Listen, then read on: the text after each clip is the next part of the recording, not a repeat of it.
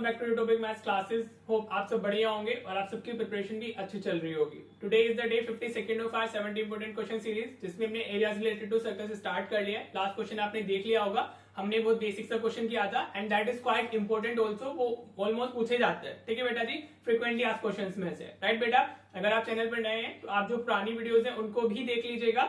Right बेटा, तभी आपको जाके थोड़ा कॉन्फिडेंस आएगा कि आप एग्जाम में अच्छा कर सकते हो। अगर आप ये सीरीज कवर कर लेते हो पूरा और आप हर रोज शॉर्ट्स देख रहे हो तो डेफिनेटली आपका स्कोर अच्छा आ जाएगा। आपका 50 to 60 की रेंज में तो इजीली आ ही जाने हैं। राइट बेटा, और अभी जो हमारे लेफ्ट ओवर क्वेश्चन हैं, कुछ जो रह गए हैं सीरीज में नहीं कवर हो पाए हैं, वो आपको एग्जाम से पहले भी मिलेंगे ही। तो अगर आप वो भी करोगे तो आपका स्कोर डेफिनेटली अच्छा हो जाएगा। वो 60 to 70 में भी आप जा सकते हो अगर आप उसको अच्छे से कर सकते हो। जैसे मैं बोलता हूँ हमेशा कि कॉन्सेप्ट को क्लियर करके करते हो, ठीक है बेटा जी। तो आपको सिर्फ फॉलो करते जाना है और जो क्वेश्चन आपको मिल रहे हैं, चाहे वो होमवर्क में हो या अभी जो मैं कराता हूँ वो क्वेश्चन हो, इन सारे क्वेश्चंस को बस बहुत अच्छे से कर लेना है और उनको समझ के करना है, ठीक है बेटा। अगर आपने इतना कर लिया तो definitely you will get a good score, ठीक है बेटा जी।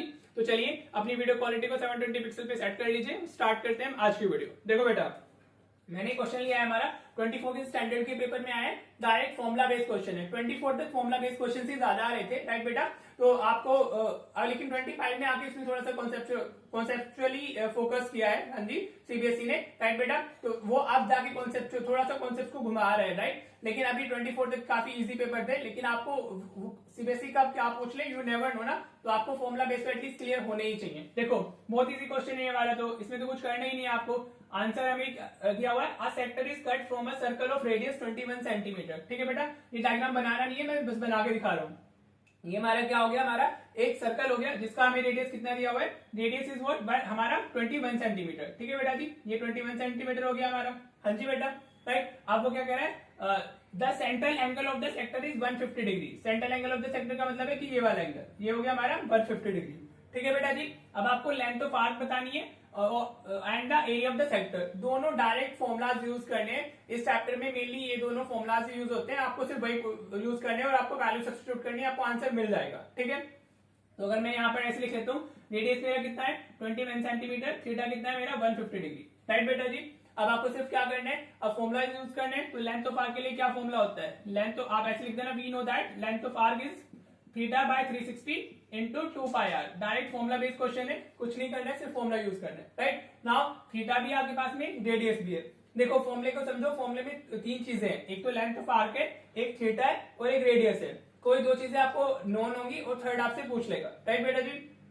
वैल्यूज पुट कर दो, थीटा की वैल्यू 150 डिग्री, ये 360 हो गया, इंटू 2, पाई की वैल्यू 22/7 ले लेते हैं और रेडियस हमारा 21 हो गया, राइट। बस वैल्यूज ही तो पुट करनी थी, राइट। बस सॉल्व कर लो, 0 से 0 कैंसिल हो गया, 7 3 is 21, हाँ जी बेटा। अब कैंसिलेशन है, 3 से इसको डिवाइड करोगे तो 12 आ जाएगा, राइट बेटा जी। 3 से दोनों डिविजिबल है, 3 4 is 12, 3 5 is 15, अभी 2 2 is 4 और 2 से 11 टाइम चला गया, तो सिर्फ क्या रह गया हमारा 5 into 11 बच गया, विच विल बी 55 और सेंटीमीटर, ठीक है बेटा। ध्यान रखना लेंथ की बात हो रही है, लेंथ ऑफ आर्क, तो दैट विल बी इन हमारा वो सेंटीमीटर, राइट बेटा। लेंथ ऑफ आर्क का मतलब होता है ये वाली लेंथ, समझ आ रहा है आपको, दिस लेंथ विच है, ये हमारी क्या है, लेंथ ऑफ आर्क, ठीक है बेटा। तो एक आंसर तो आपका ये हो गया। नेक्स्ट आपको क्या बताना है, एरिया ऑफ सेक्टर बताना है। तो देखो बहुत इजी है, आप सिर्फ डाल दोगे इसमें फॉर्मुला, एरिया ऑफ सेक्टर आपको बताना है।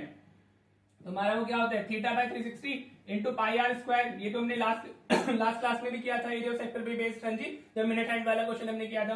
वैल्यू से सब्स्टिट्यूट करनी है, 150 वापस आ जाएगा। जब इसका मतलब क्या, एरिया ऑफ सेक्टर का मतलब क्या होता है, ये वाला एरिया, ये पूरा एरिया हम बता रहे हैं, ठीक है बेटा, दिस पूरा एरिया, राइट। डायग्राम आपको बताने की जरूरत नहीं है, सिर्फ आपको इतना ही करना है तो आपको आपका आंसर मिल जाएगा, right. Now this is what 22/7 और रेडियस हमारा कितना है 7 into 7, ठीक है बेटा। फॉर्मुला ध्यान से यूज करना है, लेंथ ऑफ आर्क के लिए ये होता है हमारा एंड एरिया ऑफ सेक्टर के लिए हमारा ये फॉर्मुला हो गया, दिस इज, ठीक है बेटा जी। ये दोनों अच्छे से लर्न कर लेना अगर आपको लर्न नहीं है, राइट। बस अब कर लो सिंप्लीफिकेशन, 0 से 0 कैंसिल, 7 से, sorry this is 21, my bad, यहाँ 21 आएगा हमारा, रेडियस है वो, ठीक है बेटा, ठीक है जी।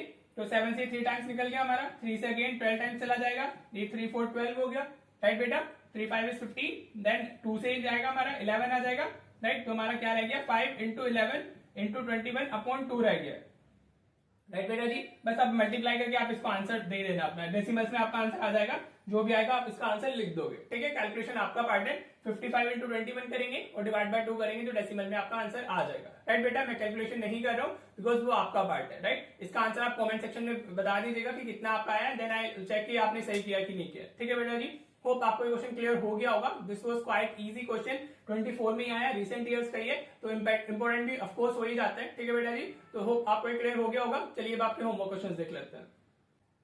देखो बेटा, ये दोनों आपके होमवर्क क्वेश्चन है। फर्स्ट एग्जैक्टली सेम है, आपको रेडियस दिया हुआ है, एंगल दिया हुआ है, आपको आर्क लेंथ बतानी है और आपको एरिया ऑफ सेक्टर बताना है। ठीक है बेटा जी, जब भी एरिया ऑफ सेक्टर बोला जाए तो आपको माइनर सेक्टर ही फाइंड करना है, मेजर नहीं फाइंड करना है। जब मेजर सेक्टर के लिए पूछा जाएगा, स्पेसिफाई होगा क्वेश्चन में, आप तभी यूज करोगे। ठीक है बेटा, राइट। अब सेकंड क्वेश्चन में आपको दिया है, a piece of wire 20 centimetre long is bent into the form of an arc of a circle subtending an angle of 60 degree at it centre, find the radius of circle. ठीक है बेटा जी, तो आपको ये क्या दी हुई है, ये आर्क लेंथ दी हुई है। 20 सेंटीमीटर का हमारा क्या है, वायर, जिसको हमने एक आर्क की फॉर्म में कन्वर्ट कर दिया है, तो this will become arc length. आपको एंगल दिया हुआ है, थीटा दिया हुआ है, और आपसे रेडियस पूछ रहा है। मैंने भी बताया था आपको कि 3 चीजें थी लेंथ ऑफ आर्क में, लेंथ ऑफ आर्क, थीटा मतलब एंगल, सेंट्रल एंगल बोल सकते हो, एंड द रेडियस। ठीक है बेटा, तो कोई तीन में से 2 नॉन होंगी और थर्ड पूछ जाएगी। तो यहाँ पे लेंथ ऑफ आर्क पता है, थीटा पता है, रेडियस पूछ रहा है। सेम फॉर्मुला यूज करना है, लेंथ ऑफ आर्क का वैल्यूज पुट करनी है और आपको आपका आंसर मिल जाएगा। ठीक है बेटा जी, इन केस आपसे नहीं हो पाता है तो मुझे बता दीजिएगा, मैं आपका डिस्कस कर लूंगा डाउट्स पे। ठीक है बेटा, होप आपको आज की वीडियो क्लियर हुई होगी, आपको क्वेश्चन क्लियर हो गया होगा। In case you have any doubt please do let me know in the comment section. ठीक है बेटा, और अगर क्लियर है तो बहुत बढ़िया है। अभी जो पीछे हो गए हैं क्वेश्चन उनको जरूर प्रैक्टिस कर लेना। राइट, और अगर आपको वीडियो पसंद आ रही है तो इसको अपने फ्रेंड के साथ शेयर भी कर देना। ठीक है बेटा जी, तो चलिए मिलते हैं नेक्स्ट वीडियो में। Thank you so much for watching the video.